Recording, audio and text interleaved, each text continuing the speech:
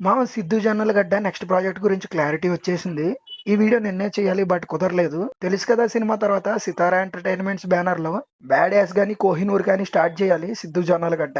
But ఆ project మీద లో ఇన్ కాన్ఫిడెన్స్ లో ఉన్నాడని చెప్పి రీసెంట్ గా ఒక ఇంటర్వ్యూలో నాగవంశీ చెప్పారు. సో ఈ రెండు ప్రాజెక్టుల కన్నా ముందు ఒక ప్రాజెక్ట్ ఉంటది అని చెప్పి ఆ ఇంటర్వ్యూలో చెప్పారు.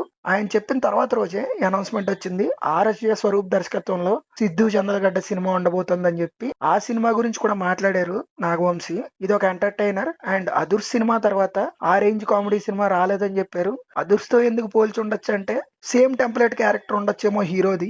చూడాలి, ఏదో ఒక కంటెంట్ వచ్చే వరకు మనం గెస్ చేయలేం. అండ్ ఆర్ఎస్ఏ స్వరూప్ గురించి మనకు తెలుసు. Agent Sai Srinivas Athreya mission impossible 2 సినిమాలు తీశారు.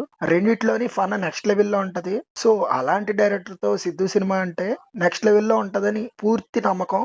బటర్ సిద్ధు జొన్నలగడ్డకి అయితే కంబ్యాక్ అవసరం. తెలుసు కదా, సినిమా క్రిటికల్ గా వర్కౌట్ అయినా బాక్స్ ఆఫీస్ ముందు వర్కౌట్ కాలేదు. బట్ ఈసారి తన కంఫర్ట్ జోన్ లోకి వెళ్ళి మన ముందుకు రాబోతున్నాడు. సినిమా 2026లో వచ్చినా 2027లో వచ్చినా హిట్ కొట్టాలి, సిద్ధు జొన్నలగడ్డ కంబ్యాక్ చేయాలని కోరుకుంటూ all the best to Siddhu Jonnalagadda and RSS Swaroop.